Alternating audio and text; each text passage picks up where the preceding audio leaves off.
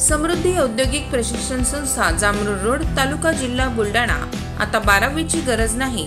10वी पास विद्यार्थी 2 वार्षिक ITI केल्यानंतर 12वीच्या समकक्ष मानल्या जाईल। ट्रेडर्स, इलेक्ट्रिशियन, फिटर, वेल्डर प्रवेश देणे सुरू। मुलींसाठी फी मध्ये विशेष सवलत। संपर्क 98 Mother Teresa school of nursing Buldhana.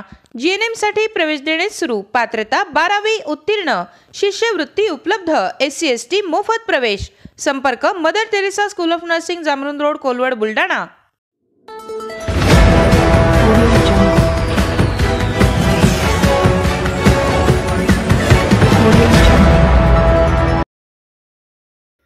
कंत्राटदार हर्षल पाटील यांना बुलढाण्यात वाहण्यात आली श्रद्धांजली। महाराष्ट्र राज्य पाणी पुरवठा कंत्राटदार संघटनेने केलं जिल्हा परिषदच्या आवारात निषेध आंदोलन। शासनाकडे वारंवार तगादा लावूनही थकीत बिल न मिळाल्याने सांगली जिल्ह्यातील तांदुळवाडी येथील हर्षल पाटील नामक कंत्राटदाराने काल आत्महत्या केल्याची घटना उघडकीस आली।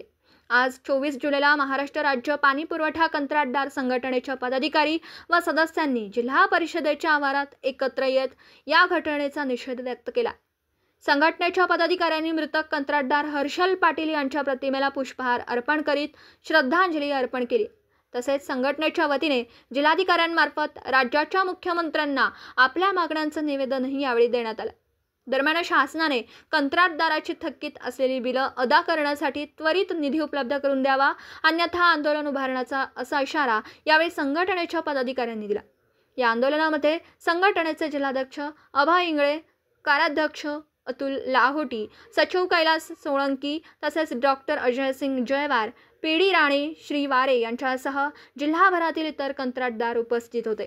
आमचे कंत्राटदार हर्षल पाटील यांनी काल आत्महत्या केली। ही दुःखद बातमी आमच्यापर्यंत पोहोचली आणि ती एवढ्यामुळे की त्यांना त्यांची देयकी जी होती जलजीवन मिशनच्या कामाची ती जवळपास 1.5 ते 2 वर्षापासून आमची सगळ्यांचीच पेंडिंग आहे, त्यांची पेंडिंग आहे। प्रत्येकाने कुठून मार्केटमधून पैसे आण, इकडून पैसे आण, अशा प्रकारे ते आम्हाला सर्वांना या बाबतीत खूप दुःख झालेलं आहे।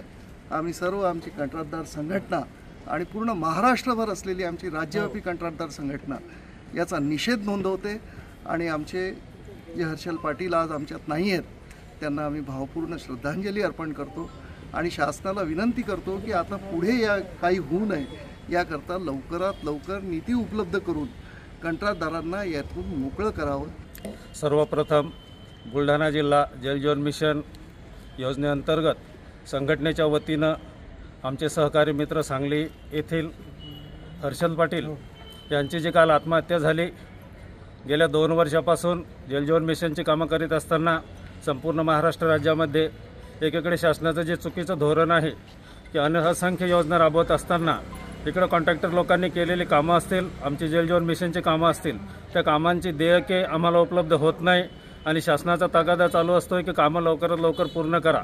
शासनाने जर निधी उपलब्ध करून दिला असता तर येणाऱ्या वर्षामध्ये सर्व जलजीवन मिशनच्या योजना पूर्ण झाल्या असत्या आणि जे आमचे हर्षल पाटील मित्र आज आम्हाला सोडून गेलाय, अतिशय दुःख वाटतंय की त्यांचं जे कुटुंब बेवारस झालंय, त्यांच्या पत्नी असतील, मुलगी असेल, 2 भाऊ असेल, यांना आता समोरचा त्यांच्या जीवनाचा प्रश्न निर्माण झालाय।